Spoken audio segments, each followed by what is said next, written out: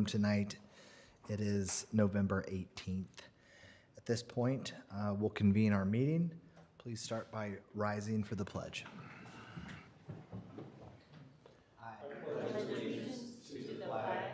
Of the United States of America, and to the republic for which it stands, one nation, under God, indivisible, with liberty and justice for all.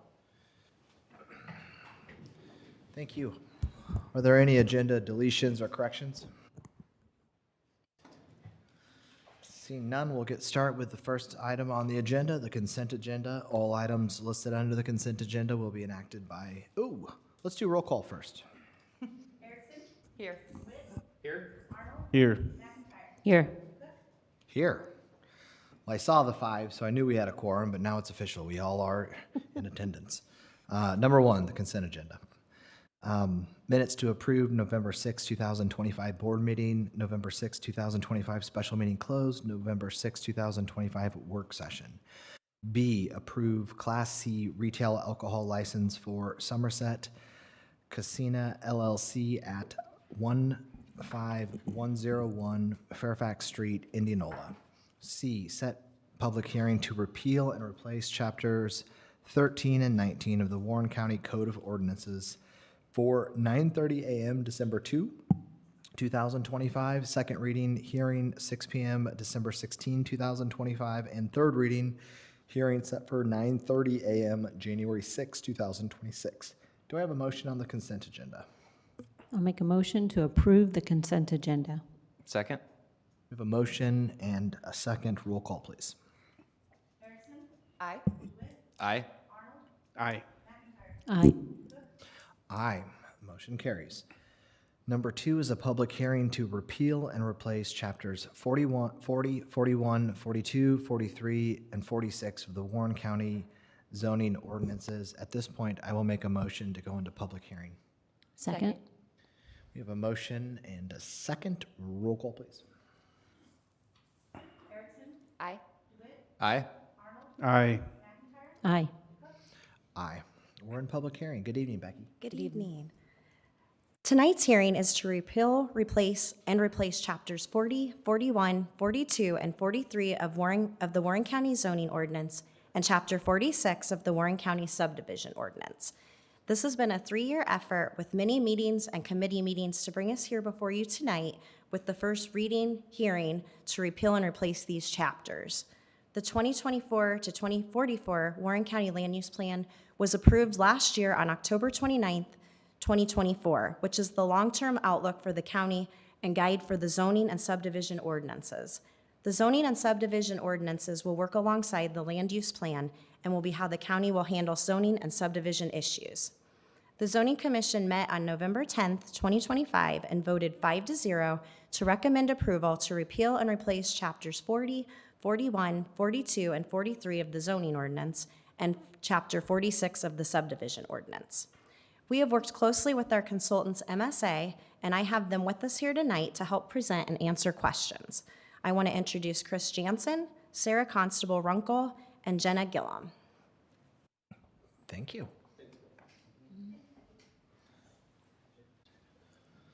Jenna.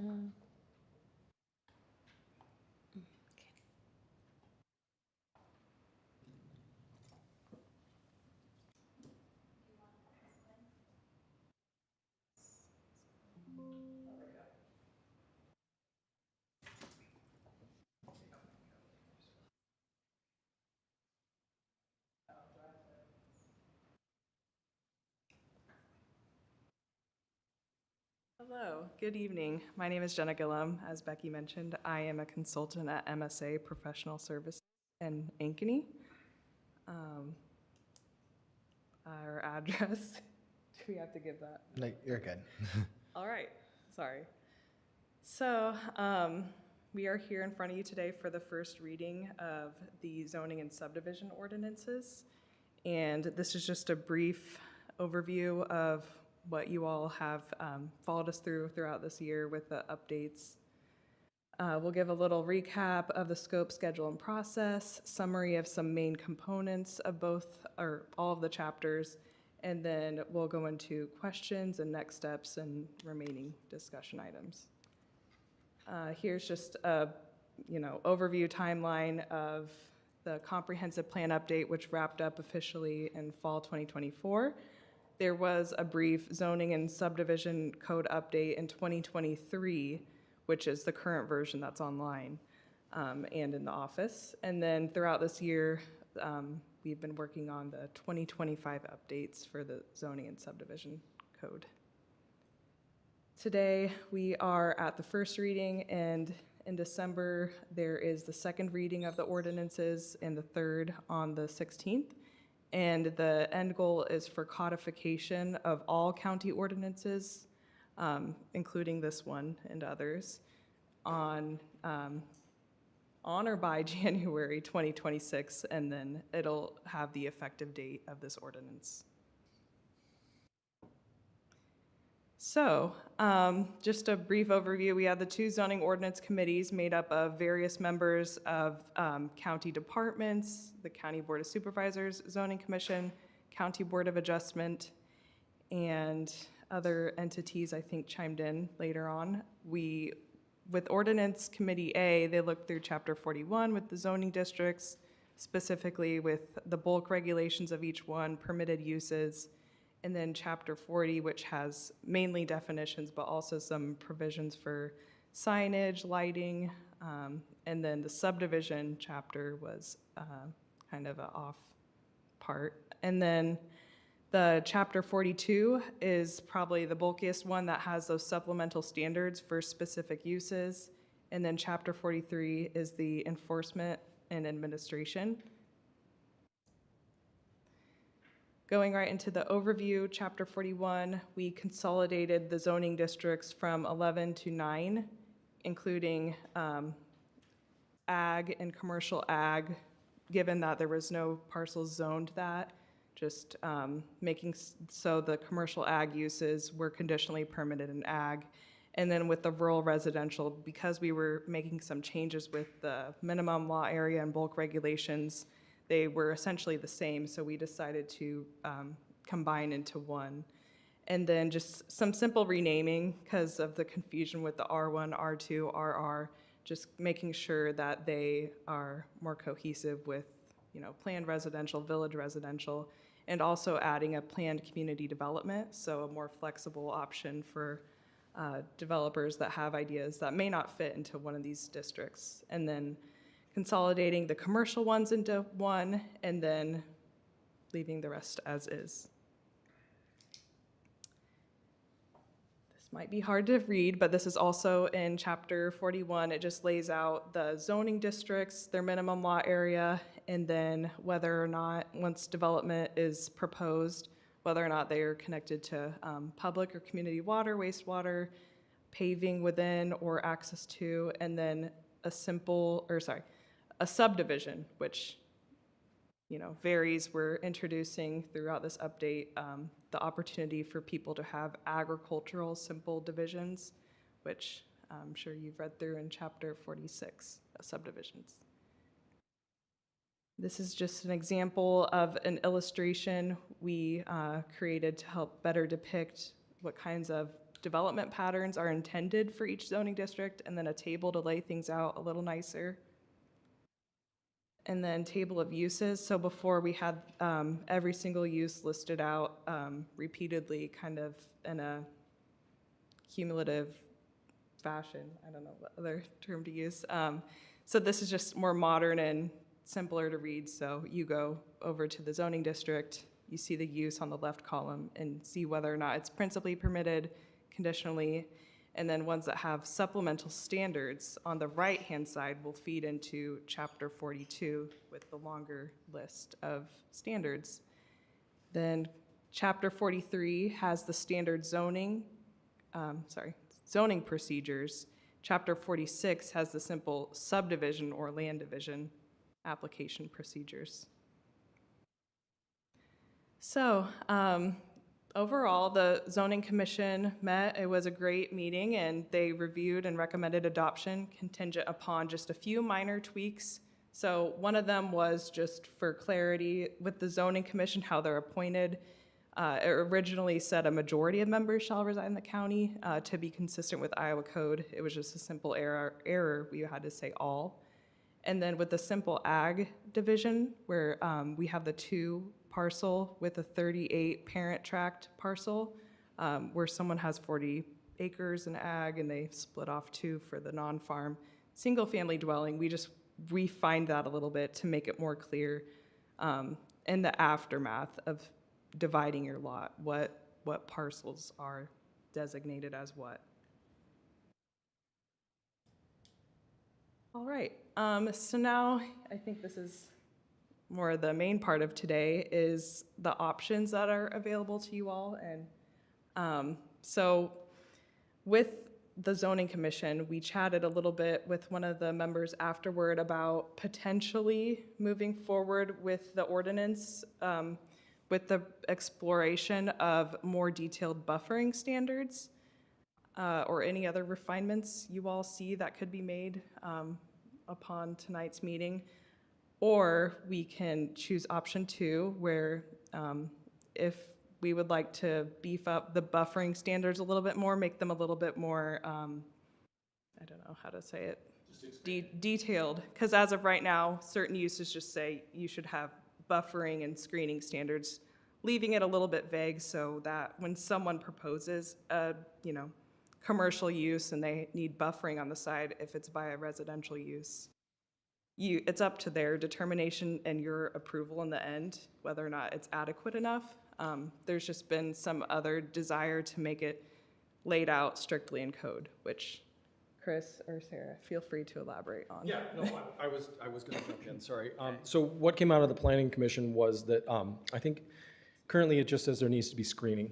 And so it's a little bit arbitrary. What I think was the concern was without defining that a little bit more, that could be subjective to whoever's reviewing it. And so that was the concern, and we said, okay, we can, there's the option going forward is, because they weren't ready to come up with that language on the 10th, we said, okay, well, we'll take it to the board and offer them some options, and if they want to address it at a later date, great. If you want us to bring something back on that issue, and then any others, obviously, that we may come up and go through tonight for the second reading, we can certainly do that as well. Or if you're not interested in expanding it at all, or some of these other things, obviously we can just leave it by the wayside, and that's your prerogative. But that was the general idea that came up, and so we prepared some things on that if you want to get into it. But other than that, we'll kind of wait to hear from you all on which direction you want to go with that.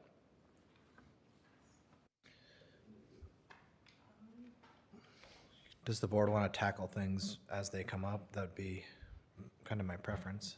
Do you want to discuss buffering and screening? Might as well do it now. Yeah, I think this is the best forum as far as public is concerned, so.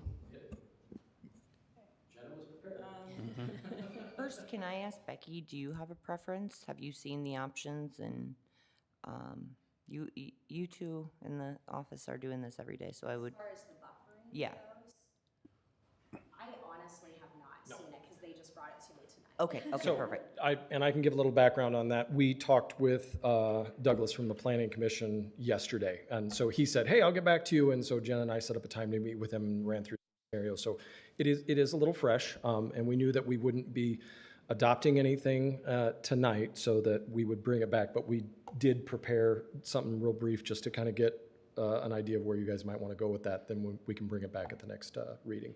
Yeah, there's no expectations that it has to be perfect. We'll have more than one reading on this, but I think it's beneficial for the board and the public to think about that in an open meeting, so that's my preference. And I do think that my gut tells me there's probably some benefit in having a little more defined versus vague on screening, because like what's happening is if you bring in if something's zoned commercial somewhat near residential like that, I've been in lots of those meetings, folks. Those are usually well-attended meetings. Buffering, I think, helps. It maybe doesn't make it perfect, but it helps.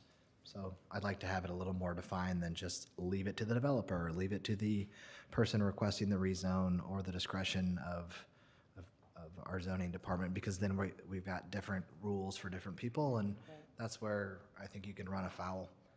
So we can hear the initial stuff on what you're pitching, and then we can move along with it and firm it up a little bit by our next reading.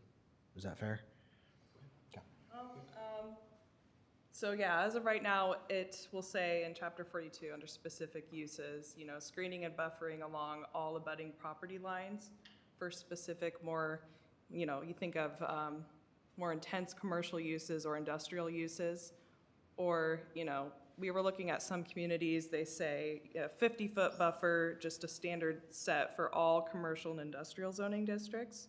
Or, for example, right now with the gas stations specifically, it is required a 10-foot buffer, and that is something I believe that was pulled from the existing code.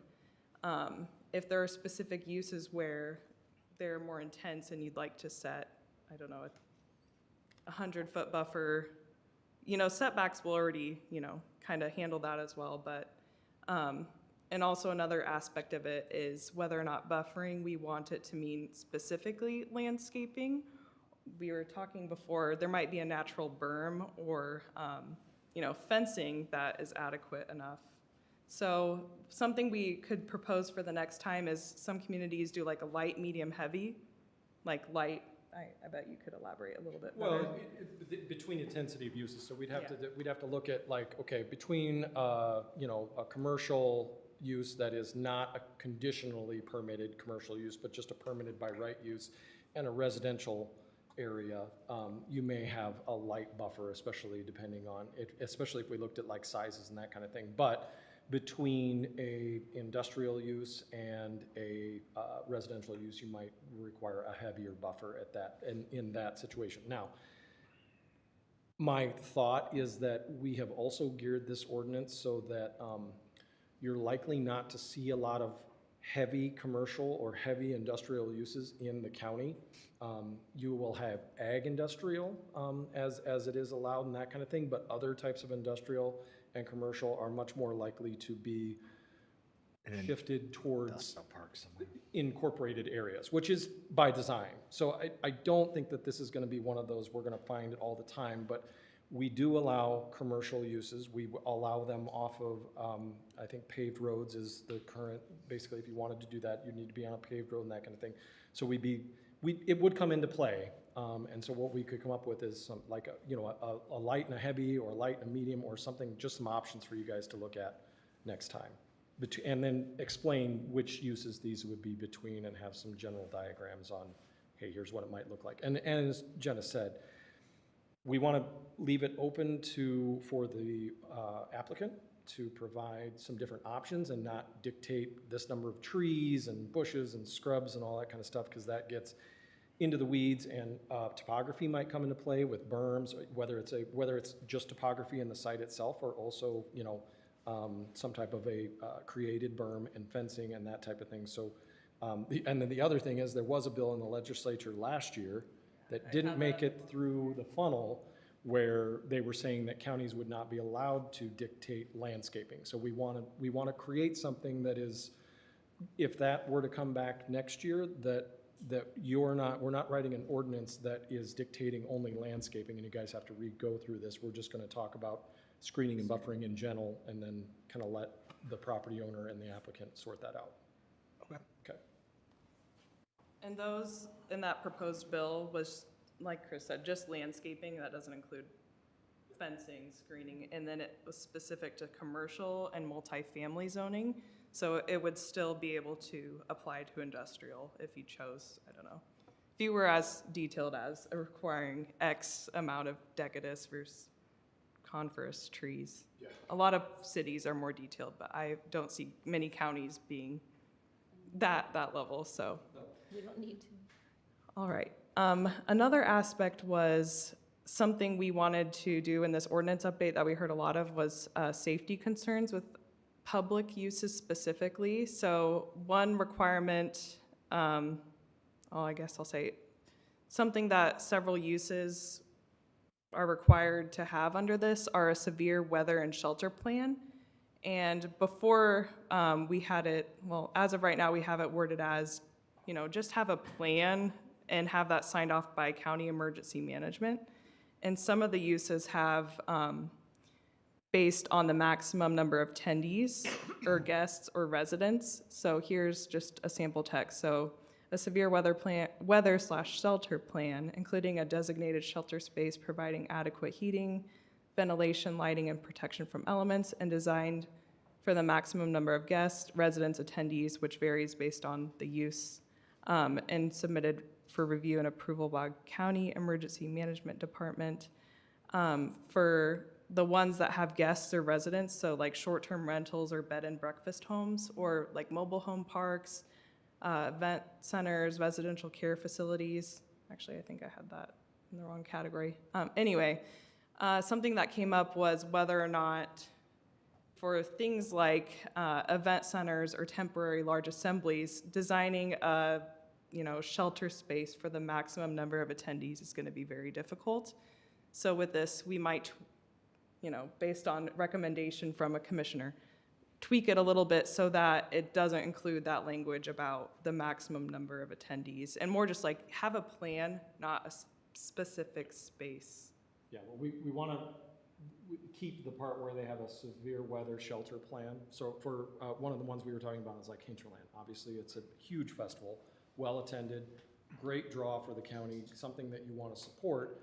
Asking them to have a shelter for the maximum number of attendees is ridiculous. And so when that was brought up, we were like, yep, you're right, we're going to go ahead and figure out, but having them have a plan is still necessary. So the only part we want to strike from that is that maximum, the shelter for the maximum number of attendees in that use, and then the agritourism. And again, the agritourism, those are the ones that are basically exempt, they're allowed by state law, so we can't conditionally permit them or any of those kind of stuff, but we had that we would require these other things, but that's another one, like a pumpkin patch or something like that. Again, if there's severe weather, they're likely going to close, and that would be in that emergency management plan that like, hey, you're gonna check the weather on this time before you open or the next 3 days, and if it's, if the weather looks bad, you're just not gonna open that day so that we don't have all those people there. That would be in the plan that would be approved by the county County Emergency Management Department. So we still have a plan for it, we're just not gonna we just don't require that they have some giant shelter for all those folks. So just amending those two pieces to bring back for the next reading. I don't have an issue with that either, board. Yeah, because that's not feasible too. Space for a few thousand people is prohibitively not happening, so, got it. And again, those are just specifically on uses that were deemed, the public come and go to these. It's not required for all uses that are laid out. That was all I had, from the commissioners since our meeting on the 10th. So I'll just dive right in. So if there are questions about the ordinance, otherwise I believe we'll open it up to the public. Okay. Jenna, on that, the requirement of a safety plan, not necessarily a structure, I guess in my mind, would that bring any liability back to the county if something were to happen and they didn't follow their own plan? If we're not out there enforcing their plan, how would that fall on the county if things went real bad?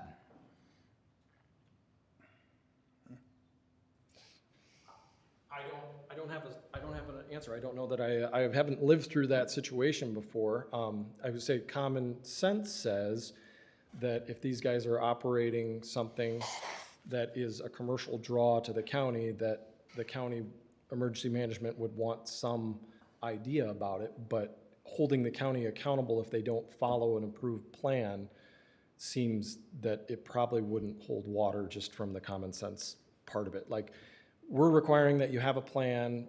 I would assume that if you have, fire insurance and insurance in general, they're also going to want to have some type of idea about that. But it's a question. I don't know that I have a good answer for you. I haven't lived. I guess there's a whole Netflix documentary on a big festival down in Texas that they had a huge event and the city had police officers there and they had plans and everything, and when nothing went right, the city was named in the lawsuits. Sure. So if we sit here and make these rules that they've got to have a plan, are we going to become liable in their incompetence? I don't have an answer for you right now, but I think that that is something that we will add to our list of things to review with your county attorney between now and the next reading. And if we find that, yeah, maybe this isn't something that we want to include because of X, Y, and Z, we can probably strike it, but we'll put it on the list of things to check with. Great. Yeah. Okay. That's what I thought. Thank you. Ooh, and while you're up here, just for the public's benefit, I think one of the more hot button aspects of it all is probably the minimum acreage requirements to build. So could you give a quick overview in simple terms for the public to see what the starting point is tonight? Because I appreciate the zoning commission was on board with it, but I'm not positive that all of us will be. Yeah. They went to sleep.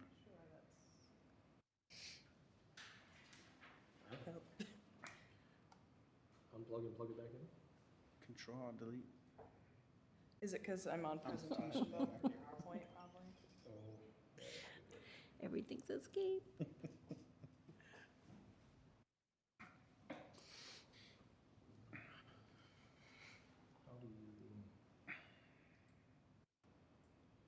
It just seemed to me to be an area of consternation Yeah. for folks when it changed from 2 to 10 and. So, as it's loading, It does not like. I don't have a touch screen. Does not like your, well, we can Talk it through. visually walk through it. That's fine. Okay, Unless you want to. you go ahead. Okay. I'll fill in. So, I know this probably isn't the one people are concerned about. For any other use that's not the non-farm single-family dwelling, they must have 40 acres minimum.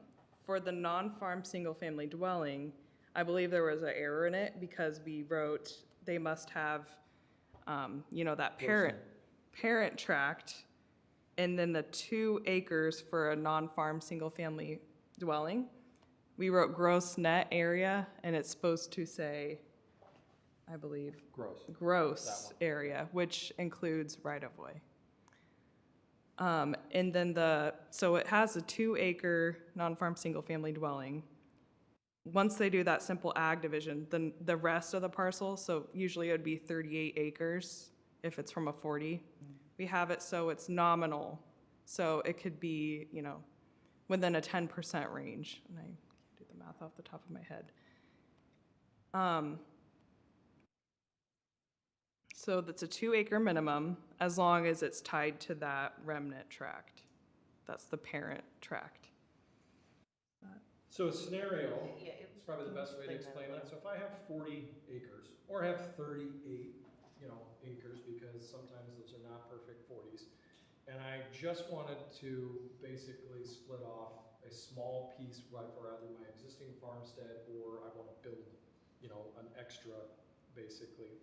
What we tried to aim for through this process was getting to, we don't want to overload the county infrastructure in terms of gravel roads and those types of things with more houses than it was ever designed. And so there was this kind of, 4 per 40 has sort of existed in perpetuity, forever, that sort of thing. Well, with the state's accessory dwelling law that basically we cannot deny accessory dwelling units, we kind of settled in with the committees on getting to, okay, we should allow 2. And then they could have 4 if they wanted to go that route. So if I have 40 acres and I want to split off 2 acres, or I have 38, which fits into this nominal, what we defined it as 10%. So we kind of allow the zoning administrator to identify that, yeah, it was intended to be a 40-acre. But if you have 40 acres you want to split off 2, you can do that with a simple ag division. So that is, yes, you have to come in and have somebody, generally survey it, but it's not a subdivision process, and you can split that off. And then you would basically have 2 buildable lots at that point within the ag zoning alone. Now, if for some reason you wanted, you could, the minimum is 2, you could also do 5, 10, that's just the minimum, but basically you could do that. And you can do up to 2 of those, right? So you could take you wanna? Go It's ahead. not loading. Oh, I would say you could do on a 40 in the ag zone without going through a rezoning process, without going through a subdivision process, but just through that agricultural subdivision that we're calling it, agricultural division. You could do 2-acre parcels, and then the rest of it would basically be, you could continue to farm it, and it could be transferred and those types of things, but it is at that point not buildable for a non-farm dwelling. So we had to make this break between like non-farm, because the other thing about state code is farmhouses, if they're part of an agricultural operation, are exempt. Those are considered part of a farm. So there is some leeway there if somebody wanted to go that route, but in the general sense of what we tried to get to, I want to split off 10 acres, I want to continue to farm, or I want to split off 2-acre parcels. We found a way to do that through this agricultural division. Okay. That would also allow up to 4 basically homes on those kind of 2+ acre lots. If somebody wanted to create a more dense development than that, the next level up, as you saw, was a rural residential. So we have not said in the comprehensive plan or in this zoning ordinance that rural residential is limited to a certain area of the county. The only thing we're requiring is that it be on a public paved road. And again, that's going back to the gravel roads were not built for subdivisions that are, having 5-acre lots, 2-acre lots, whatever it is. So if you want to go more dense, you're going to need to be on a paved road and perhaps put in some infrastructure and those types of things. So that's kind of that difference there, but. That's helpful. Yeah. And I just want the public to hear too. So I'm not trying to speak out of turn here, but I think there might be a little bit of an ebb and flow on our board on what we want that to look like. Here's my question.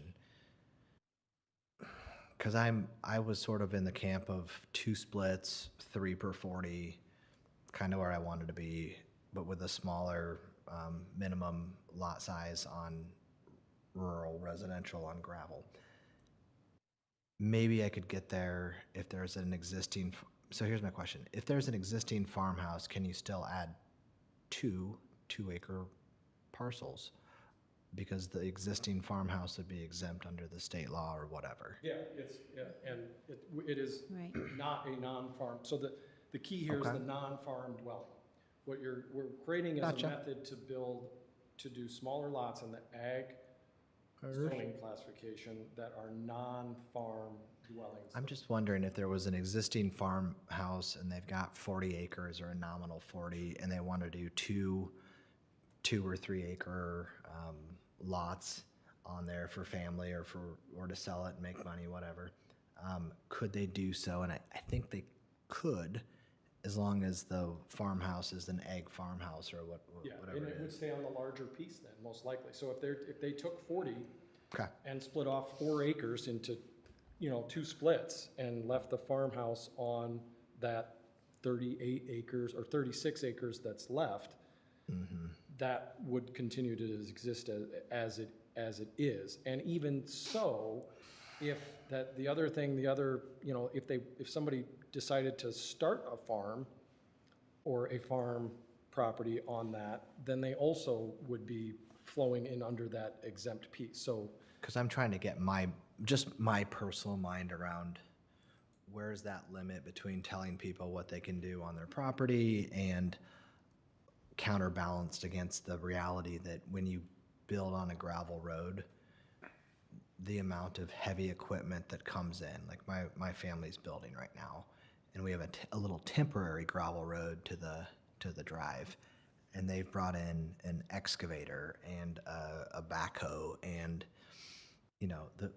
those things are heavy, and they always come in on the back of a flatbed semi because you're not driving them on the concrete. So the reality is when you're hauling in trusses or the concrete pump truck to do the foundation walls of the new build, If they do that after it rains, an inch and a half or 2 inches on our county gravel roads, those roads get absolutely thrashed. They're not meant for that kind of weight. So in my mind, less on gravel is better, but there's still that balance of I don't really love telling people that you can't build on something you own too. So maybe it's like 2.5 if you're looking at a farmhouse too, and then I do understand the accessory dwelling unit argument, but just for the public's benefit, my take on that is I'm not saying it's a straw man or a boogeyman argument, but I don't think that we're going to have a tremendous amount of ADUs in this county. I think we'll have some, but some might be 1 or 2%, maybe. And the reason why is who's buying that? Yeah, it's great. It's great if I have a mother-in-law or my dad wants to be closer and build on the back of some egg piece of ground that we own. Sure. So I'm going to spend what, $200,000 or $300,000 to build an ADU back there. One, not very many people are going to be able to do that, right? It's a lot of money. And then two, everyone dies, folks. Like we're all going to pass at some point. So that property, or you get a job out of state or you move, the property gets disposed of at some point. That's right. You got to sell it. Now you're not selling one home, you're selling 2 homes. What's the market for people looking for 2 homes? My guess is it's a lot smaller market than the people that are looking to buy and can afford 1 home. So someone's going to have to really outlay some serious cash to do an ADU. So I'm not saying it can't happen, but I think it's going to be a pretty small percentage of things. So I don't want that to drive at least my decision or the board's decision to be like, well, if you did 3, then that could be 6 ADUs. Or if you did 4 per 40, that's probably 8 homes on every 40. It isn't going to be that. Right. I mean, could there be some 40 with a bunch of homes? Sure. But I don't think it's going to be more than 1% or 2. That's just my take. I just don't think it's realistic to sell it. I mean, hey, my primary home's $300,000 and I have an ADU in the back for 200 more. So now that plus my dirt's worth 600. Any takers? Well, there's not that many people that are buying $600,000 2-home properties in the county on gravel roads. Maybe I'm wrong, but I doubt it. Okay. But with a farmhouse, that does make me feel a little bit better that you could still split off 2. So, you didn't completely lose me. I still like 2 splits. Okay. Yes, thank you. Yeah, you bet. All right, folks, we're in a public hearing, so anyone from the public's welcome to speak.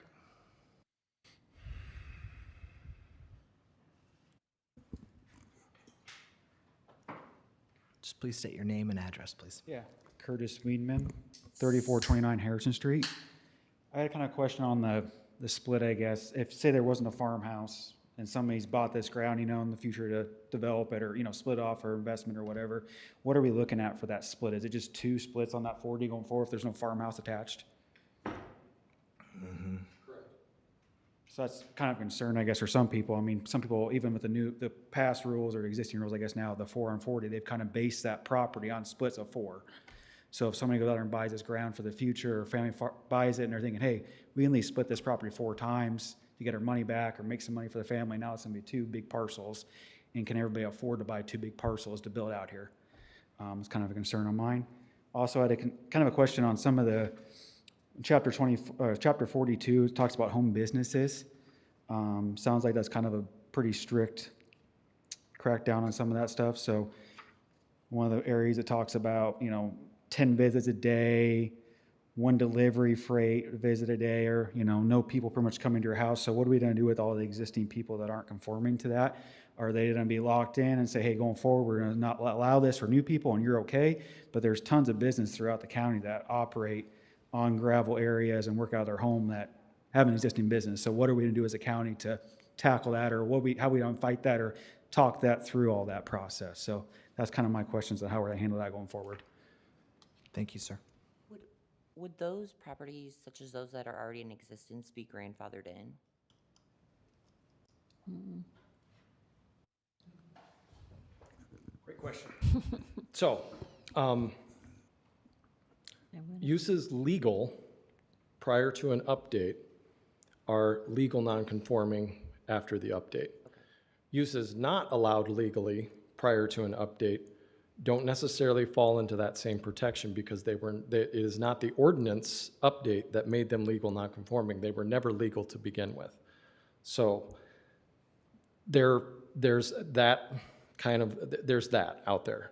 In the particular thing that he was talking about, we do have two classifications of home occupations. There's the home occupations that would not require a conditional use permit, that are not as intense and those types of things, and then there is the ones that would.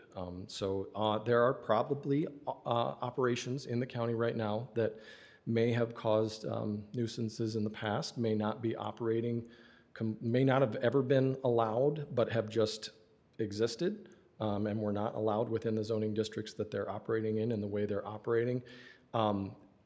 That would be, if they look to do an expansion, if they wanted to intensify to some degree or something, that would be the time to say, hey, we need to bring you up to code, and here's the way to do that with the new ordinance. That's my professional advice. Can you touch on the other concern he had with the splits? Yeah, it goes back to what Aaron was saying. Like, that allows basically, I mean, if somebody split off two non-farm acreages and then had a farmhouse or didn't have a farmhouse, if they did have a farmhouse and then they built an AUD, now you're looking back up at potentially 6 individual housing dwellings, because the ADUs don't have to be attached, so they could be separate areas and that kind of thing. You're looking at 6 on a 40 acres.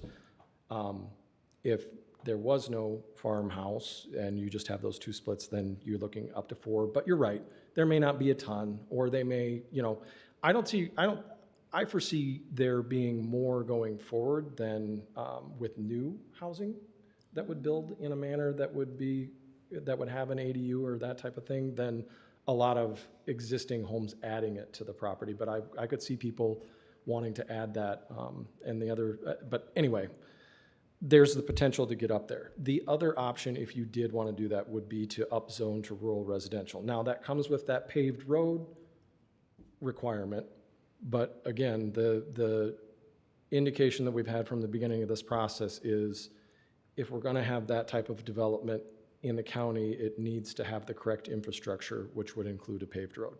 Right.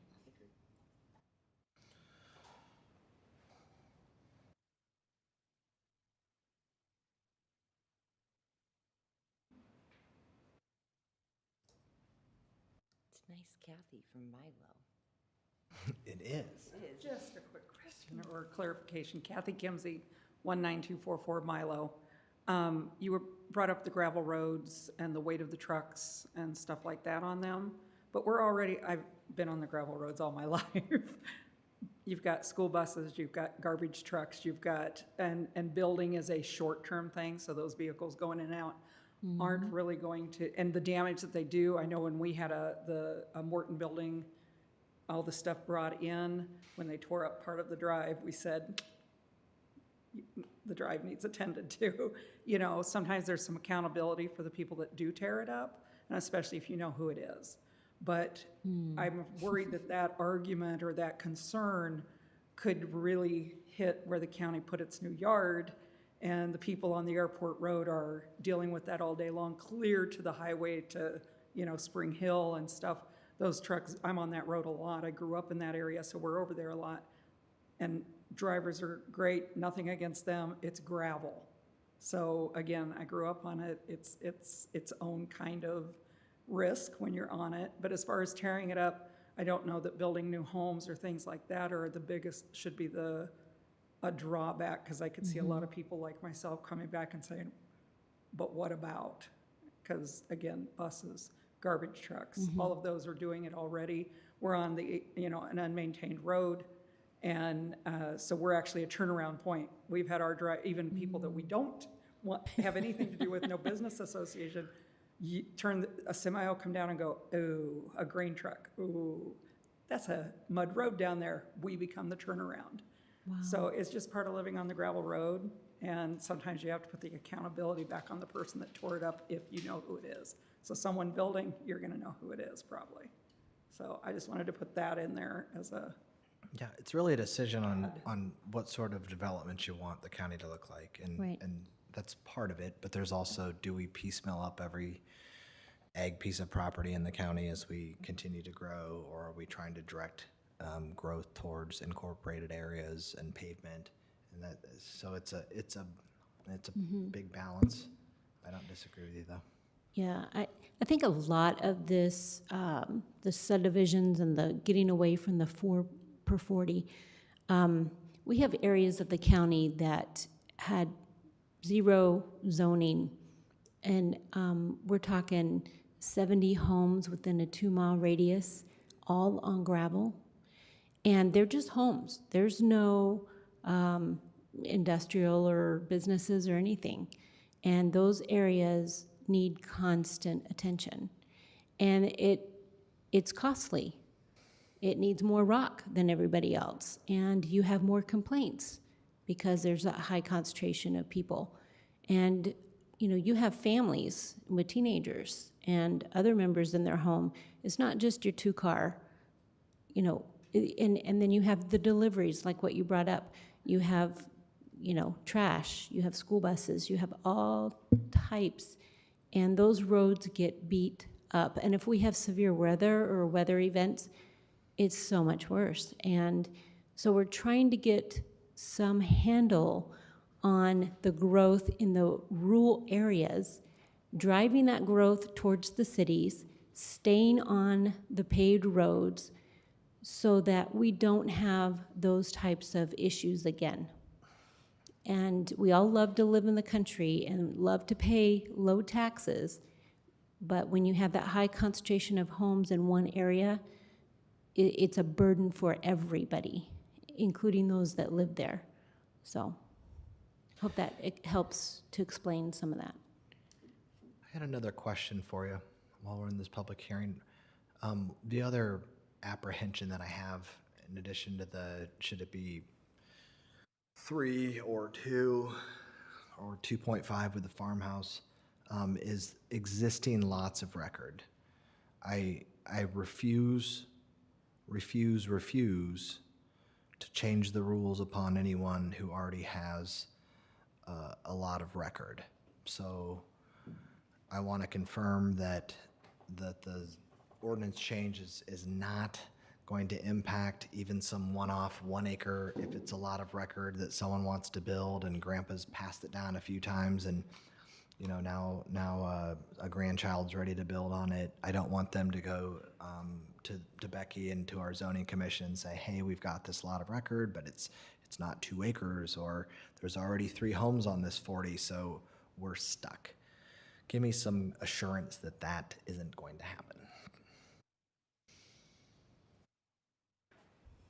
Should be easy. So the buildability of lots of record is what I'm hearing you're kind of asking. Like if there's nothing been built on it and it's a lot that exists today, is it buildable?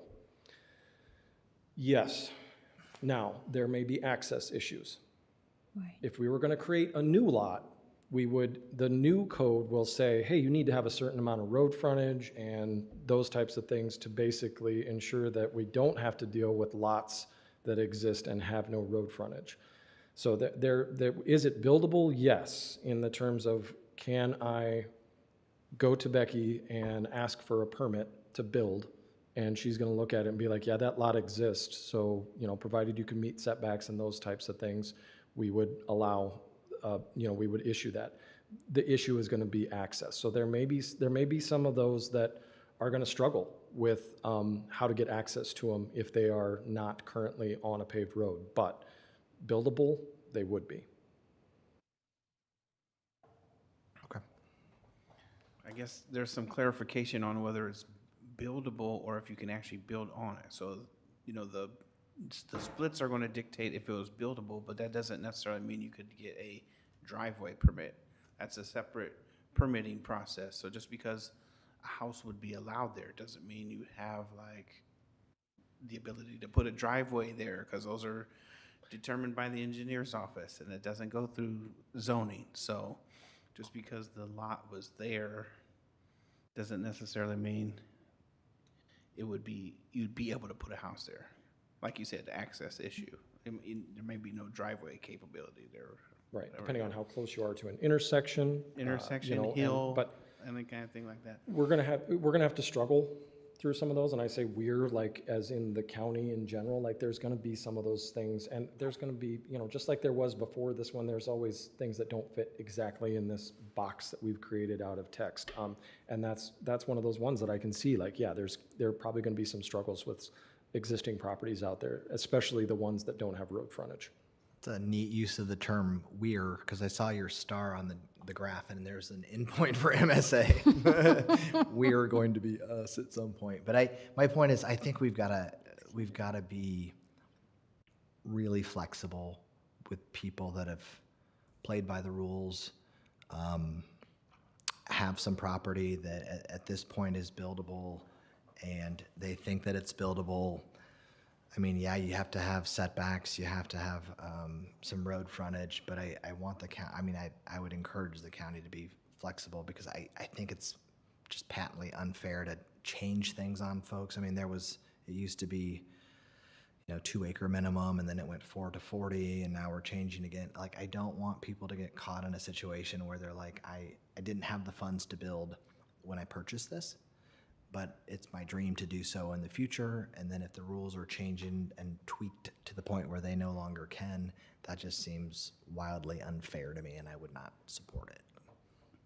Another thing with a lot of records would be whether it may need to be defined, whether it's actually a lot created or if it was recorded, because we probably have hundreds of lots that have been recorded and never actually split, but actually may have been surveyed and recorded. So that might be another thing to think about, because typically people will record a survey, but it never gets actually split until they deed it to somebody else. So is it a lot of record then if it was recorded? Because I think we had Putney built his new commercial building. He had that survey had been done for over 10 years, but the lot was never split off, it's never created. So some kind of definition. There's a lot of lots out there that aren't, they're recorded, they don't exist, or I guess, So They haven't somebody been split. did a plat survey, yes, somebody brought it surveyed. to the recorder's office, gave it to the recorder, but until they went to sell the other part, it never showed up, Or deeded it. deeded it. Sometimes they deed it to themselves. Sure. The county doesn't want the liability of writing a legal description, so you have to provide something with the legal description on it. Yeah. So, a lot of times they'll make you record a deed, even if you're deeding it to yourself, and then they'll split it. But we're not in the business of writing legal descriptions at all. So that's the way they handle it. I don't know if that's right, wrong, or indifferent, but that's what they do, so. I think with those existing ones, obviously, there's another issue where we're gonna have to do some research on each one of those and go back and see what was recorded somewhere is, So because people if can it's come out, recorded, I've it's. recorded this 12 years ago, Yeah. so it's an existing lot, And so there'll be a record of that, and then. It'll be recorded, We'll have right? to talk with, okay, well, it's out there, so now we have to get it into basically, into the GIS system so that it shows up, and it's something that, and that may require a little more work, it sounds like, on the property owner's space to get a legal description so that the recorder has something to put into their, the assessor's and the recorder's page. So that's an interesting, I haven't run into that since a while ago, days at Dallas County, but I do know it exists, but hopefully going forward, at least with this, we won't have as many of those anymore, because they'll be required to use the tools that are in the subdivision ordinance. Right. But in the definition of the existing lot, was it including Yeah. Something that's been actually split already, or is it recorded, is that existing? Because a lot of record means a lot, which is a part of a subdivision recorded in the office of the county recorder of Warren County, or a lot parcel described by meets and bounds the description of which has been so recorded. Okay. So it's, Recorded, should it's be- an existing lot. Yeah. Yep. Basically, so. That's It, what our it may not be ordinance drawn, Mhm. but It might be if drawn it's or been split. recorded, it's out there and Wow. we should be able to dig that up. It won't come up that much, but I know there's a lot of them. We'll have to work through some. Mm-hmm. I just think it's really unfair if you've got something and you weren't ready to do it, and then the rules change, and now all of a sudden you're stuck. Yep. Now, for people that want to speculate in the future and be like, hey, I thought we could do XYZ. 10 per 40, so I bought this 40 in 2027. I want to split it. Well, nah, I don't feel so bad.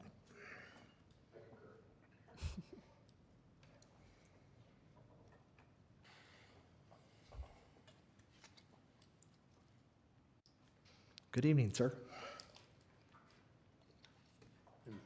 Paul Mead, 19683 210 Avenue, Lacona.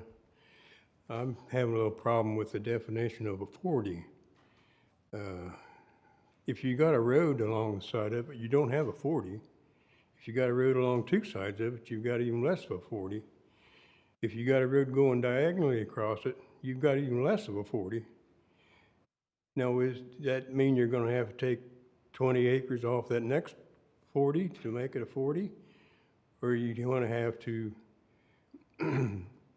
I had two family members who had 35 took part of their farm. One of them went up through the middle of an 80, which takes out a big section. The other one just took it off one edge. But you got a parcel with a road going through it. Now you got part of that 40 on each side of the road. Does that, as long as it belongs to the same person, it doesn't make too much difference. But if it doesn't belong to the same people, Right. do you have two separate parcels now? I think that's why they put the 10% in language in there, because in Warren County, we don't truly have that many 40-acre lots left. Well, if So, it's got a roadside, it's not a 40. exactly. Well, it does include the right-of-way. Well, yeah. Yeah. So, but, Well, now you take these petitioned roads, both landowners didn't always give the land. Sometimes it came off of one side okay. in order to get the road put in. And then you got, well, you're kind of talking about public right-of-way and your property lines. So in the county, if I'm clarifying this correctly, Warren County land is measured in gross acres. All land is measured in gross acres. So from the center of the road. So then you have a public right-of-way. You still own that public right-of-way. It's just you can't build anything on it. correct. That's why I'm saying, your 40 isn't necessarily a 40. And you need to have a definition in there for, it's a parcel of land that would normally be 40 acres if it was still outlined that way. And I think that's in there, Paul. Okay. Because it's a difference between gross and net, and then a 10% variance too, that should account for those things. But they can, Well, it's a quarter section. We call it 40, kind of, loosely, but it's never actual 40. It's a quarter section. Yep. But that would be defined by the rectangular survey. And that would be part of it could be on one side of the road, and part of it could be, it's still in the quarter section as Yeah. defined by the rectangular survey. Yes, all correct. We're talking, so there are gonna be some situations where it was split by a road, and if that road is actually dedicated right-of-way in that it's been acquired by the county or some other entity, then we're gonna have to work through those on somebody having split property, and there are some of those out there. In a general sense, on a county gravel road, and this is what you were getting to, Travis, in most places where it has not been subdivided, the property owner still owns to about the center line of the road. It's not always perfect, but now there is a easement that the county has for the roadway that runs, In a perfect world, half on one property and half on the other, whether those are owned by the same person or not, but that's in an easement. It hasn't actually been acquired.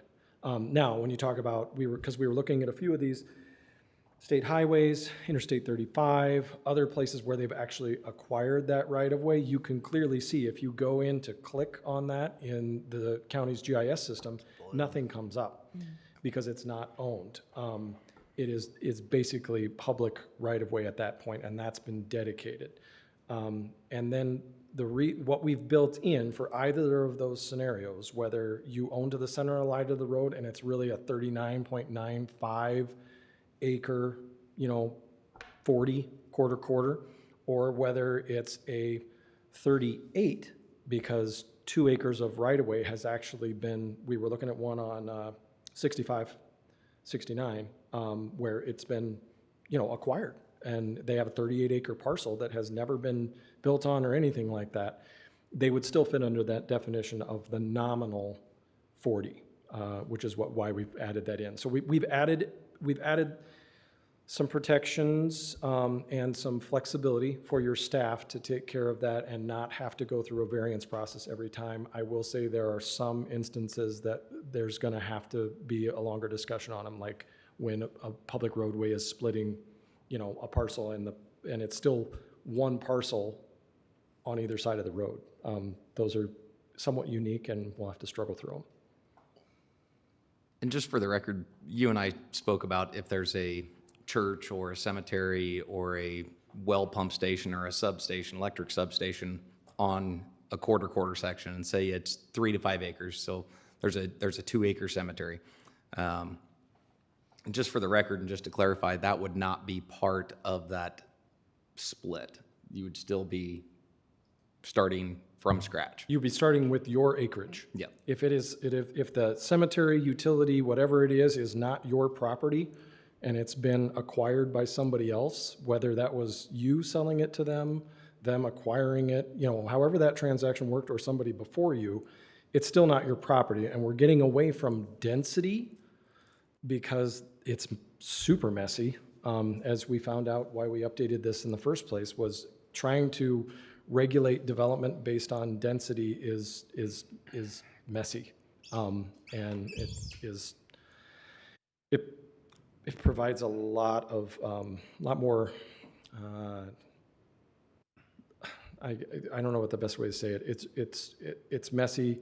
It was allowing 7, unbuildable, basically unbuilt lots to be divided out. Chopping up a lot of ground. Without any road frontage and all kinds of stuff. So we're getting away from regulating by density and trying as best we can to regulate on lot size to control density, which is how it's done in most places, and providing some flexibility for people to create smaller lots in the ag areas and not have to sell 10 acres or 40 acres at a time.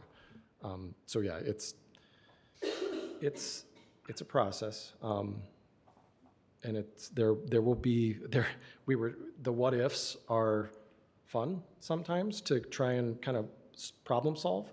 And there's gonna be some, and Becky's brought some to us, and we were saying, yeah, I know that like this ordinance is not necessarily the end of assistance that we can provide. We have our contract that we're under right now goes through the end of next year, and we assume that as this gets implemented, that there will be some brainstorming sessions on how best to go about this and how to help your property owners and applicants as they deal with this new ordinance. And just to kind of let you all know where I stood when I got on this board and started working with MSA, it just didn't dawn on me. And you can ask MSA, I come in pretty hot. It should just be so stupid, cut and dry. It should be so simple. And then you start looking at all these scenarios, the scenarios that have been laid on all of our plates. What if? We could have a 30,000 page book for a zoning code, but I don't think any of us want to try to regulate that. The only thing we can do is take some of the best scenarios that we've been presented and try to zone for those. It's all square boxes up there. In real life, it's not. But that's all we can do. that's the best we can do. So, Is there anyone else from the public?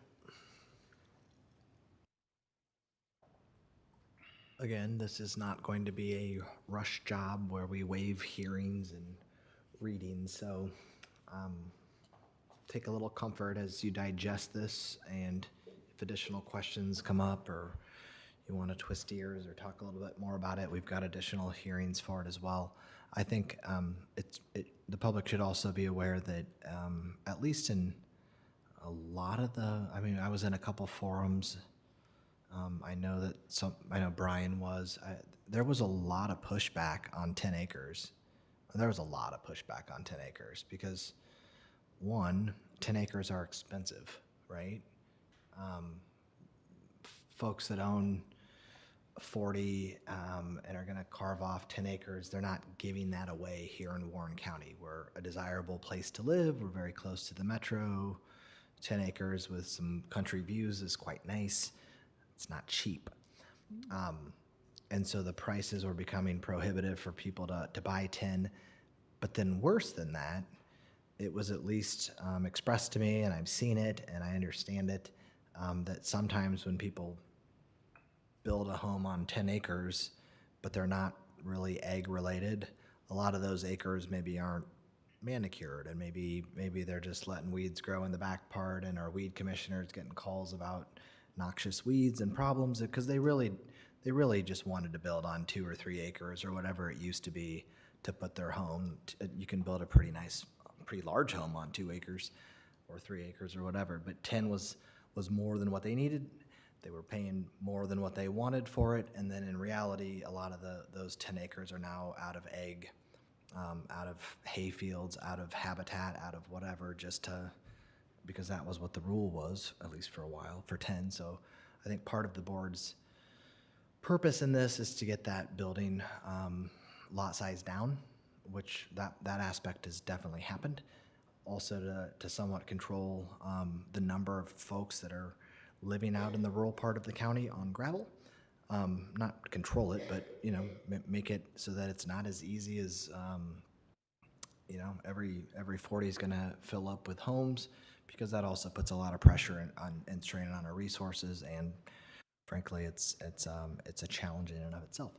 So I'm not saying I love all aspects of it. I'm still going to think personally on the splits, but for tonight, I'm going to support it and move it along for round 2.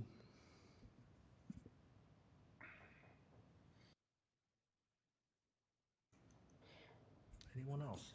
Last call from the public, because we're still in the public hearing. Those were my public thoughts. Seeing none, I'll make a motion to end our public hearing. Second. Roll call, please. Aye. aye? Aye. Aye. Aye. Public hearing's over. Board discussion or motion?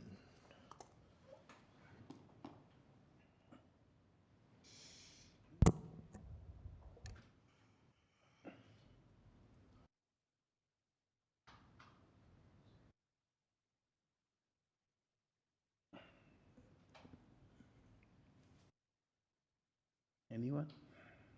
I will give a shout out to Don and Becky and MSA. They've done a great job. Becky and Don have really, really gone rounds and rounds with this. And I think they've brought us something pretty presentable, so.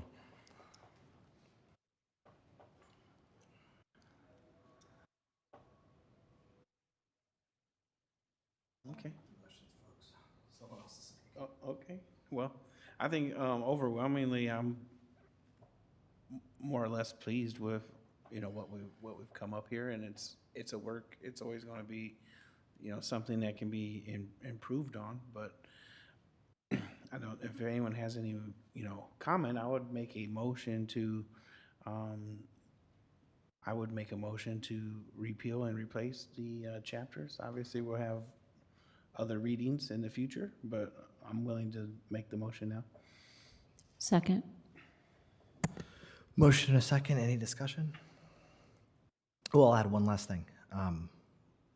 Again, the minimum acreage requirement as it's been presented, and with some other readings to go, that's a lot of this has been dealing with the rural residential, right? It's on gravel. It is a different ballgame with lots more options on pavement or paving to pavement. You can add a whole lot more homes if you can get to pavement or are on it. Okay, we got a motion, we got a second. Roll call, please. Aye. Aye. Aye. Aye. Aye. Motion carries. We'll have 2 more readings. Thank you. Number 3 is consider approval for fiscal year 2025 cash annual financial report with possible action. Good evening, Megan. Hello. Okay. So we are looking at fiscal year '25. This is our annual financial report that's due to the state. So it just lays out everything, our actual expenses for fiscal year '25. It also includes our budgeted totals. I won't go through every page of this report with you. Kind of the main one that I'll discuss with you is that first page. And this one's nice because it's got our actual totals on the right and our budgeted totals next to them. So if we're looking at an overview of the previous fiscal year, our revenues were actually less than budgeted, which of course is not where we want the revenues to sit. It was about $359,000 less than budgeted. But that is counteracted by our expenses were actually $8.4 million less than budgeted. So where in fiscal year '25, we budgeted for our fund balances, our overall fund balances, to go down over $5.4 million. They actually ended up going up $2.6 million. Some of the causes of our lower revenues is the conservation land purchase and reimbursement. We don't have the reimbursement yet, but if we look at our expenses and why they're down, we also haven't spent the funds either. And that's about $800,000. We didn't receive bridge replacement funds that were budgeted at $800,000, but if we look at the engineer's budget, that budget is down about $1.7 million. It's why some of our expenses are down. Our interest was $267,000. So if I'm looking over at this first page of the report and I'm looking at line 8, one of the revenues that's down is intergovernmental. So that includes that reimbursement, those bridge replacement funds. It's also our interest was $267,000 less than what the treasurer budgeted. And then we have grant funds that we have not received yet. That was $1 million. So those are why our revenue's down, but those numbers that I went over add up to a lot more than the $359,000 that we were less than budgeted for revenues. So obviously we had a lot of other revenues that made up for a good portion of that. And again, our expenses were down significantly. A big part of that would be public safety, which is line 18. Sheriff budget expenses, they don't make up all of public safety, but a big portion of that. And those were employee-related expenses. We're down about $290,000 less than budgeted. Fuel expenses were less than budgeted. And then some other smaller sheriff budget expenses that were down. County environment, a big portion of that is our conservation department. So these are broken down how the state looks at everything. We kind of think more in departments. So county environment, it also includes zoning. Our expenses in zoning were down. We have some things in ARPA that were budgeted this fiscal year. We kind of budget them we budget all the projects until they're actually completed. Great Western Trail grant expenses were lower, but again, also so was some of the funds coming in.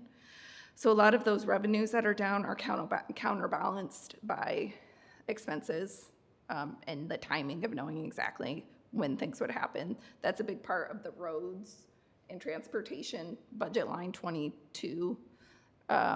being down about 1.6 million. Some of that's employee fuel, but some of that is like the construction and maintenance is down, where they also received less funds as well. Finally, capital projects is another expense where it came in quite a bit under budget, about 1.7 million. That's our land purchase, ARPA expenses, and then we do have an admin building fund that has not been spent, and that ended up being $675,000 that can still be spent on the admin building. That wasn't spent that fiscal year. So overall, we look, obviously we had budgeted to go down. Our fund balances were budgeted to be 15 million, and they're at 24 million. So I don't know if you have any questions. A lot of just numbers. I could listen to that presentation on repeat, folks, on repeat. Literally, what they sent the board to do this year was spend less money. That's what I heard. That's what I heard a lot of. Don't spend so much money. We can't afford this, that, or the other thing. Spend less money, please. Our property taxes are bad. Don't burn money, be a good steward. So just for the public's benefit, Megan, can you tell them again what the projected fund balance was supposed to decrease by? It was supposed to decrease by $5,446,113. How much did it decrease by? It increased $2,670,000, $438. Let that sink in. Thank you. Thank you. Good work. Appreciate you.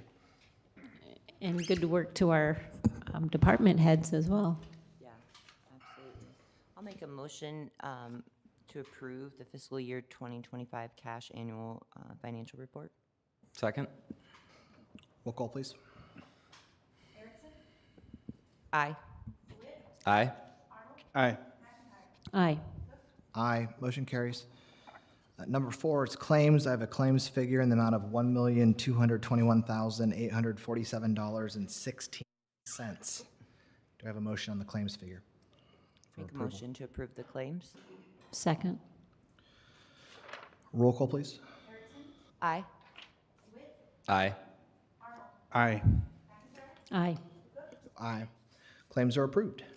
Number 5, on behalf of the Warren County Conservation Department with possible action. Good evening, everybody. Just for the public record, my name is Zach Hall, and I'm the Director of Warren County Conservation. Thank you. Okay. Summary explanation history. The Conservation Board acquired 154 acres from the Gilbert family in 2024, last fall, to expand permanent protection of Woodland Mound State Preserve. One of the family members still held on to a small chunk of land that is located in that map that I just handed out to you. It's in the very northeast section of that new property that we acquired. And Terry Gilbert would like to donate that to the county instead of selling it. So it's incredibly grateful move. Warren County Conservation Board had our meeting on the 12th, and they would like to accept this land donation to complete the property boundary at the new park. We currently have a thank you letter from the Conservation Board Chair that's been signed by Mark Kickbush. And then we also have a gift and donation acknowledgement that was signed by our chair. That if you guys vote to accept this donation tonight, I would request signature. So we don't have a resolution. We just basically have the documents that Dawn Bowman was she graciously created for us. So we have a gift deed and a resolution for the Board of Supervisors to consider. So my recommendation on this agenda topic is to accept the land donation from Terry Gilbert of 0.6 acres adjacent to Woodland Mound State Preserve, and to permit the Warren County Conservation Board to manage that property as we do the other state preserve property. Thank you very much, sir. Thanks, Zach. All right. Do we have a motion? I'll make a motion to accept the donation of real property from Terry Lynn Gilbert on behalf of Warren County Conservation. Second? We have a motion and a second. Is there any discussion from the board? I'll echo our director's thoughts and our appreciation to the Gilbert family and Terry Lynn specifically. Thank you. Yes. It was very kind of you. We appreciate it. We'll make good use of it and be a good steward of it. So thank you, Terry Gilbert. I agree. We have a motion. We have a second. Roll call, please. Erickson, Aye. DeWitt, Aye. Arnold. Aye. McIntyre, Aye.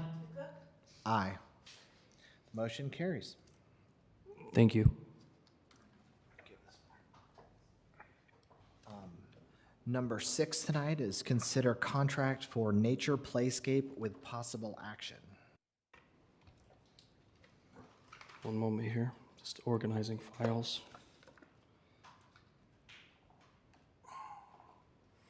Awesome. So this next agenda topic, we spoke, or I came to the workshop that we had on November 6th to discuss the idea that our department would like to pursue a nature playscape construction project at the Annette Nature Center, which is located south of Indianola, right next to Lake Aquabi State Park. This nature playscape has been in progress with our nonprofit partners and our department for about 3 years now. So we've been kind of gearing up, putting puzzle pieces together. The summary of the project is, just for the public's benefit, the Conservation Board is asking the supervisors to sign a contract to help us build this nature playscape. We're working with our nonprofit Friends Group. They are funding $32,200 to help us begin the start of a master plan from Bolton and Mink Landscaping Architectural Services. Per county legal advice, the supervisors are required to sign all contracts. We met with the Warren County Conservation Board on November 12th, and they passed a resolution to urge the Board of Supervisors' support, and the Conservation Board voted unanimously. I have the resolution, if you guys would like a copy of that. The justification is, we've been working on this for a really long time. We have preliminary concepts that were shared to you guys during our work session, if you guys remember that. Yes. And we've been able to fundraise tens of thousands of dollars already off of this. So we would like to make that next step, and we can't do that without your guys' assistance. The recommendation for this agenda topic is to approve the contract to allow the Conservation Board to move forward with our Nature Playscape Community Project, and to sign the contract based on the advice from the Warren County Attorney's amendments. There are some suggestions with dates that we'd like to edit, and to maintain the rate at which we are hiring the company throughout the life of the contract. So there are some things that we'd like to change, but I'm working with Dawn on her advice with that. So that's the recommendation. Sounds good. Is there any questions for Zach? I think so. It's going to be awfully nice when it's done. It might take a couple years to do it, but I agree. I didn't say if, I said when, but there's I appreciate that. There's some hurdles to go through. Yes. I'm supportive. I'll make a motion to approve the contract as described for the nature playscape. Second. Motion and a second. Any discussion from the board? I will tell the public it's much easier to approve these when the fundraising's already done and the cost for the engineering's already accomplished, and they're not really asking for anything other than we need to be a signatory on it. So, well done on that part. Thank you. Motion second. Any other discussion? Well, in case the public didn't hear, it is going to be a destination type playground, Correct. naturescape. So if you want Yeah. to elaborate.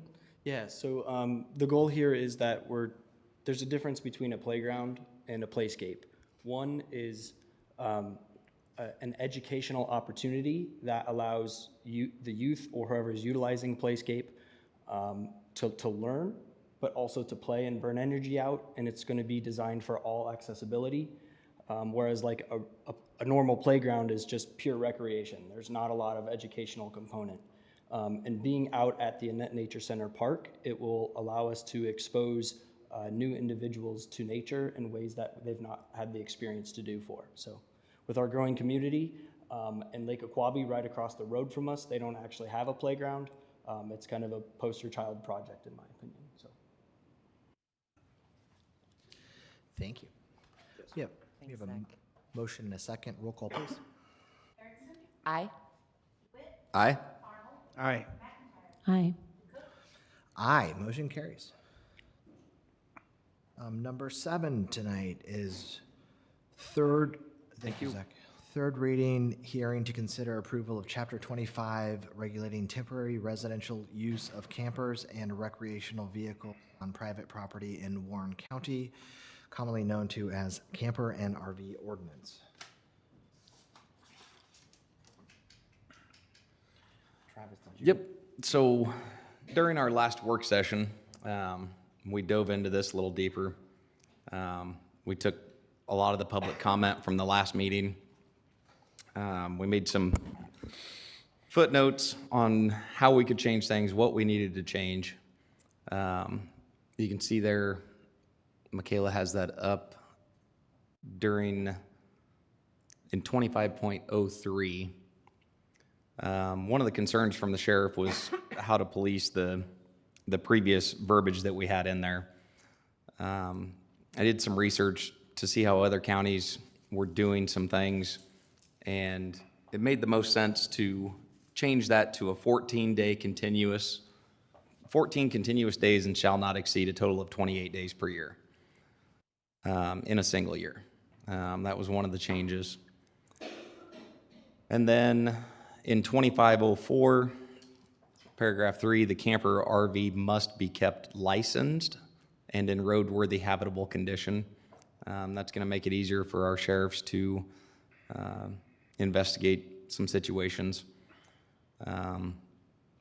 We took some notes from the public.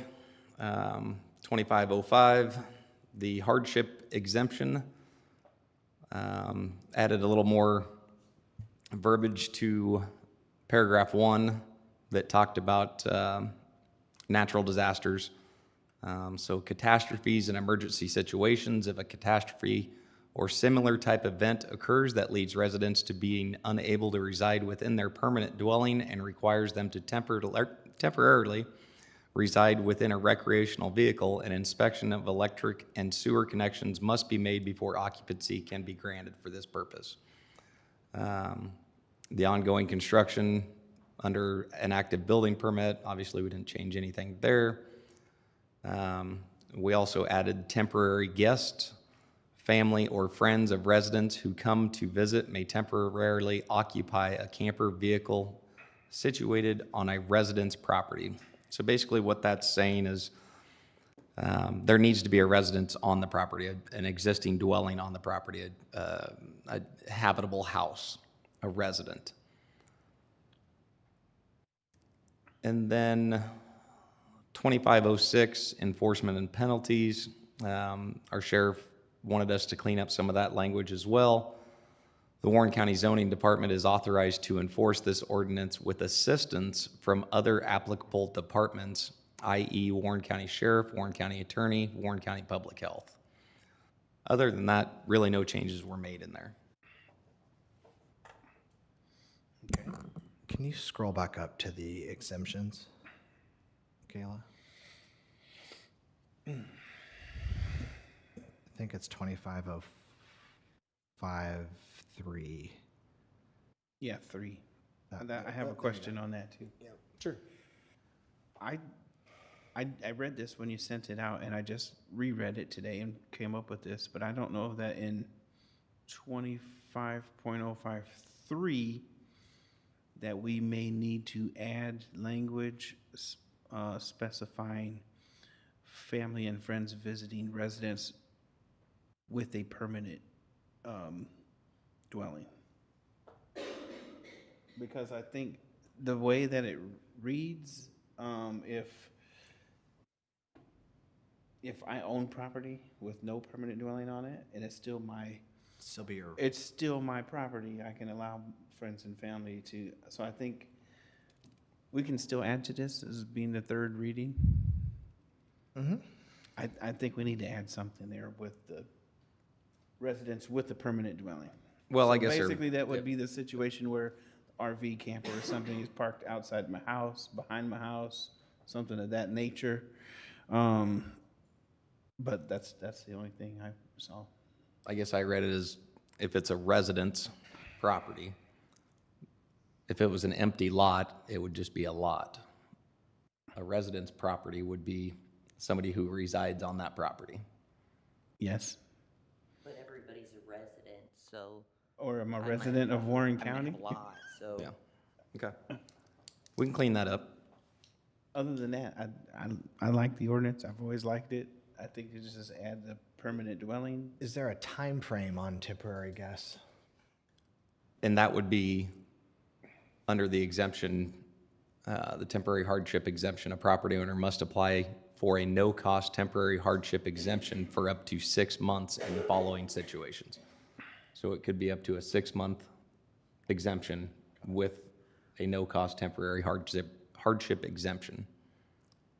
But even in the exemption number 3, they still need to come and get approval for that exemption.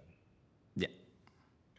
I just think the only thing to clear up there is to make sure that there's actually a resident there. Otherwise, you could run afoul to the, I own some ground in the county, I don't have a home there, but I want a temporary guest to stay there for 6 months. Okay. Make sure that there's a home there, and that's what. Yeah, I read it the Define- same way that you wrote it and kind of felt the same as, but when I looked at it again tonight, it kind of read to me a little different, yeah. Okay. I think that's a pretty good observation, and I think one of the areas of the county where we're having issues with that, 2 specific properties that are right across the street from each other. I don't believe there's a house on that other property either. Is there? No. So, yeah, I think, yeah, if we just put that there's a Well, primary that residence. also addresses the situation where someone's in a real jam, they're homeless on a temporary basis, they're in a, they've left their current place and they need a place to stay, then they can. And there's a 6-month deal. Just come to the zone office. You have to have a house there. I mean, and the reality, folks, like if I'm being real, because I remember the last time it kind of got a little heated, and some of it was like, well, what if I wanted to put someone there for 2 years? I'm like, at some point, bring them into your house. No one's going to say anything. If you really need mom or dad or your friend or your grandchild to come live at your place for a while, then bring them inside, right? Or if you have a camper and you want to help someone out for a 6-month period, that's fine. You just got to have a house there. But what we can't do, and what I don't want to do, and what I think this ordinance rewrite's going to do, is it's going to start nixing, unimproved rural parts of our county that are filling up with campers from Des Moines or Chicago or from wherever, and people just, hey, I want to live in the county, and it's a free-for-all. So here we go, because that's not what we want. So I think that this actually addresses that, so long as number 3 gets tweaked to indicate, Don, that there's actually a dwelling on the property. So if you're going to adopt it tonight, this is your final reading, you need to be clear about what that language in that third paragraph is going to say. It needs to be part of the motion. Okay, so I have temporary guests, family or friends visiting a resident with a permanent dwelling may temporarily occupy a camper vehicle situated on the resident's property. I'm good with it. It's pretty clear, plain language, I like it. And then all exemptions are going to be submitted in writing to zoning, so, I'm all for helping people. I think that's a really commendable thing to do, and if people want to house someone in a camper next to their home or on their property, just come to the zoning office and make that application. There'll be a period there, but what it won't be is an extended, hey, we're just gonna live in a camper for the next 10 years and let everything go to heck around it, so. Okay. Brian, do you want to make that motion with your adopted language? Yep, I'll make a motion to, I guess, approve with the third reading this evening with the change to 25. Oh, let's see, hold on, I lost my place. 25053. 2505, number 3, with the change in language to read temporary guests, family or friends visiting a resident with a permanent dwelling may temporarily occupy the camper vehicle situated on a resident's property. All right, we have a motion. I do want to look at the effective date. January 1st. Okay. We got a motion. Do we have Second. a second? We have a second by Supervisor DeWitt. Any discussion from the board?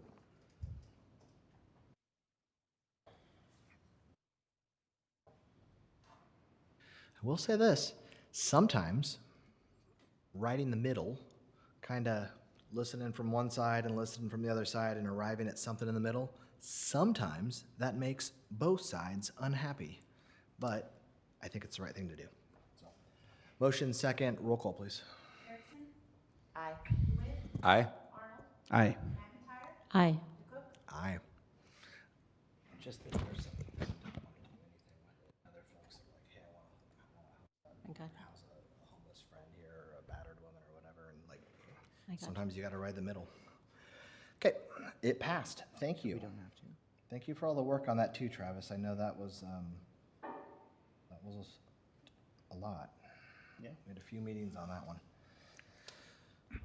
All right, number 8, consider Warren County Health and Human Services Agreement with Infomax Office System with possible action.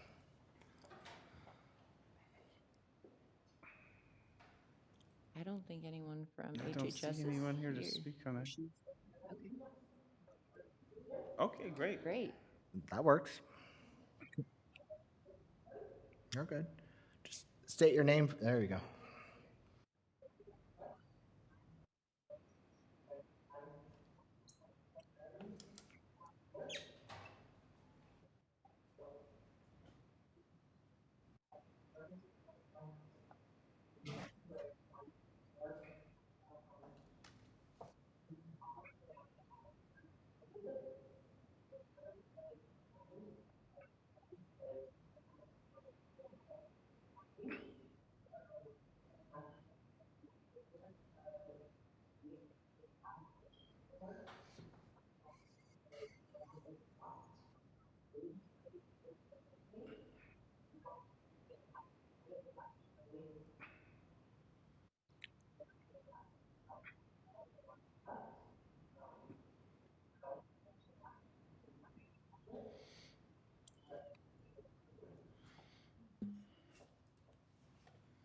Okay.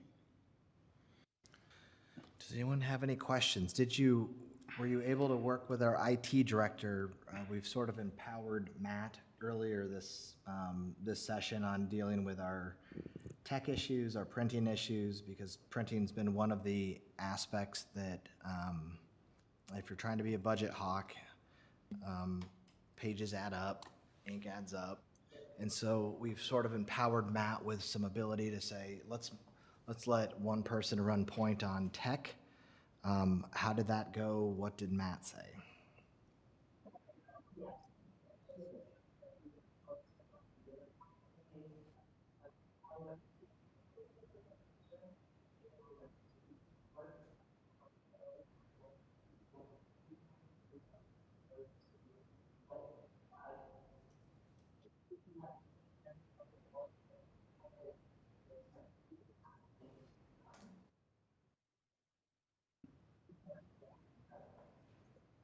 Okay. What's the terms of the contract? How many years? What's the cost?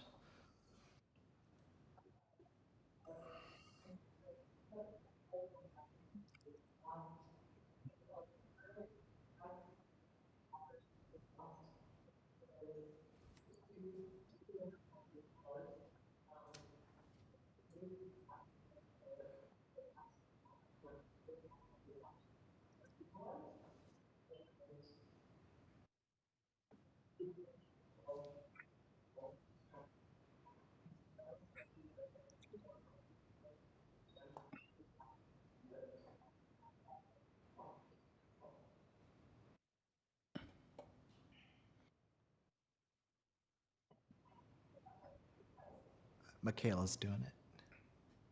Yeah, we've got it.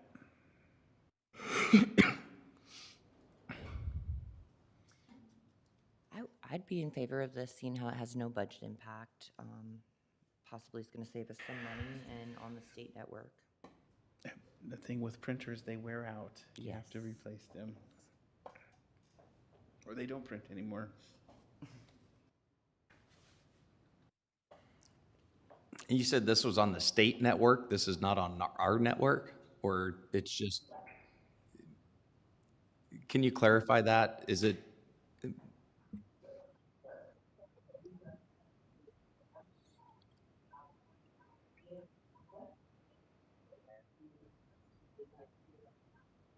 okay. Okay. Sure. And they're currently in the West Annex building on the square. Majority of HHSs, so. Yep.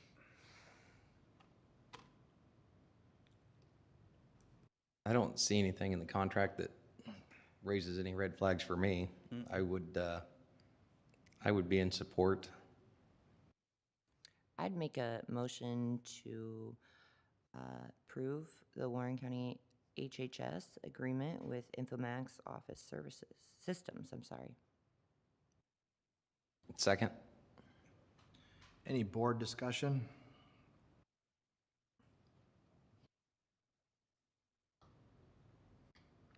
Seems to me like it's month to month, maybe for a year. Is what I'm gleaning. Okay, roll call. Aye. Aye. Aye. Aye. No. Motion carries. Yep. Number 9, consider application to use Warren County Justice Center grounds for Home for the Holidays and the community tree with possible action. As a board member of the Indianola Main Street, I said I would present on this. So the application before us is for the Indianola Main Street's annual Home for the Holiday event, which is this Saturday. Each year, the county graciously allows the use of the courthouse lawn and steps, and this application includes that same request. In addition, the city began a new tradition last year, placing a Christmas tree on the courthouse grounds, and they are again seeking approval to do so. Hopefully this year it won't fall over. It leaned last year, gave us a scare. Councilwoman Melissa Stones is coordinated with our facilities team, and all related details are included in the application. Main Street has asked us to consider waiving the $1,000 rental fee, and I'm happy to answer any procedural questions. Otherwise, I will abstain from further discussion and from voting. It's a big tree coming this year again. Where are they getting it from? They're actually getting it from a residential house. There's a picture inside. You can see it right now, the one that's in the top left corner. It's a beautiful spruce. Yes, it is beautiful. I'd like to 4 thank years old. Lyle and Becky Klossrich for donating that out of their yard. That's a very nice tree. I wonder why they want to just give it, but that's. It takes up their whole, they're Yeah, pretty close it to looks me. like It takes up a lot of their the yard, yeah. Well, regardless for their reasoning for donating it, I think that anytime someone does a solid, like Terry Gilbert or the Klossners, Klossrich, yes. And as well as Kraus Tree Service, John Kraus donates kudos. his time, as well as he is donating all the lights that will go on the tree this year. Wow. I'm just a big believer in if you want good, then you reward good and you encourage good. If you don't, people might be a little less inclined to do so. So sincere, for real appreciation from our board and from Indianola and the county, because that is a gorgeous tree. I mean, It's gorgeous. Tree lighting is at 6 p.m. this Saturday night. The event on the square is from 4 to 8. It ends with lighted parade, and all the activities that are happening on the square are free. So that is one of the best parts about it, including seeing Santa Claus, who will be located in the Harrison's building. And he is the best looking Santa Claus. He's the real deal. Okay. Santa's It's the real helper. Santa. Santa's helper class. All right. I'm done talking now. I would make a motion to approve the application to use the Warren County Justice Center grounds for a home for the holidays and the community tree, as well as waive the $1,000 rental fee. Second? It's a good catch there. It would have been very Ebenezer Scrooge's of us to. It's free to the public, but home for the holidays. Sorry, we need $1,000. There will be a Grinch there as well too, who has about 2 hours of makeup on Saturday afternoon. So. And sincere appreciation to the tree service. Is it Kraus, you Kraus, said? yep, That- John that's- Kraus and his That's team. a big deal too. Equipment's not free, gas, diesel's not free, and their time's not free, and donating those things also are And if meaningful to you me. want to watch it, it's on Friday morning, Okay. between 8 and 10. They will be erecting that tree. We'll have some preschool and other elementary kids down there helping. If it doesn't rain, it's supposed to rain. It's gonna look like Rockefeller Center. I like Going it. up no matter what. All right. It's a really nice looking tree. It's a great tree. It's gorgeous. All right, we got a motion and a second. Roll call, please. Abstain. Aye. Aye. Aye. Aye, it passes. Thank you all involved. I think that does look really beautiful. Like that's just cool. Number 10 is consider request to hire health services administrative assistant with possible action. Joelle couldn't be here, but she just wanted me to let you know that it's just to refill an administrative assistant position that's already in the health department, and there's no change to the budget. But because of the hiring freeze, the Board of Health did approve this, and so it was one of those gray areas where we wanted to make sure that you approved it as well before we hired anybody. It is posted on the website. We discussed this in our work session too. Yeah. Especially with the uptick if we get that grant. Yeah, it was a budgeted position, but she was reluctant to fill it at the time because of the, everything up in the air with the redistricting and everything. And what was the name of the grant? Was it Thrive? Or which one was it? We're part of the Thrive pilot program, and so yes, they're looking to expand our programming. Okay. I will make a motion to approve the Health Services Administrative Assistant. Second. Any board discussion? Roll call, please. Aye. Aye. Aye. Aye. Aye, the motion carries. It's approved. Number 11 is receive and file reports. We have 3 tonight, one from the Humane Society, one from the Recorder, and one from the 2025 Weed Commissioners Report. Do we have a motion? I'll make a motion to receive and file reports from Humane Society, Recorder, and Weed Commissioner. Second. Roll call, please. Aye. Aye. Aye. Aye. Aye. The motion carries. Number 12 is Supervisor's Report. Would anyone like to share? I usually have the VA meeting right before this nightly meeting. And I did not report last month, or I don't remember if I did. The Warren County VA, the office assisted 840 veterans, and that was 2 months ago. And then 533 this last month.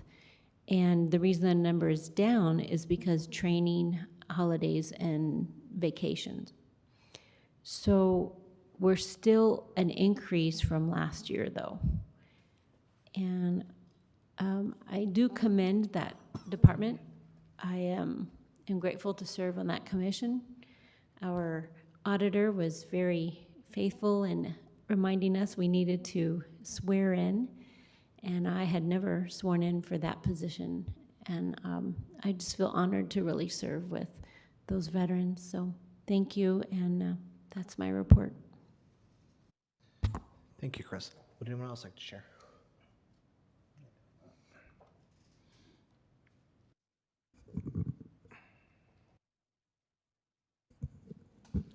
Just make a brief mention since Zach was here earlier. I think some other news is going to break soon. And it's good news for the county. And I'm excited about it. And it has to do with conservation. There's a lot of folks, the VA, the auditor just ran a nice election. There's a lot of folks that are doing really quality work for the county right now. And I'm happy about it. I know that that doesn't mean that everything goes perfect all the time. Some things, happen from time to time, but for the most part, we've got a pretty good group of people that are doing really good things, and you're gonna start to see some of those things soon too. So I'm happy about it. In addition to those budget numbers that Megan gave, which is really a big deal because there's not very many governmental entities that are spending less money than the year before. That's right. Rare air, folks. Anyone else on the supervisor's report?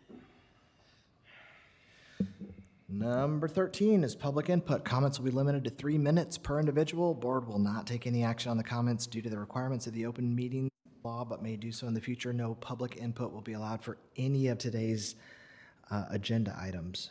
You're welcome to speak from the public.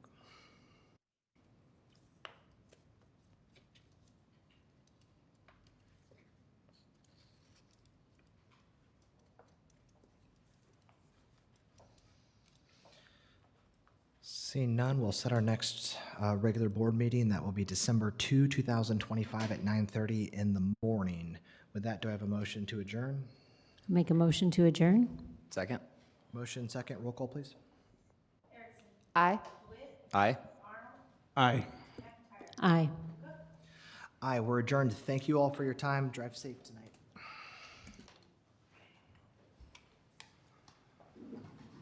Bye, nice Kathy from Milo.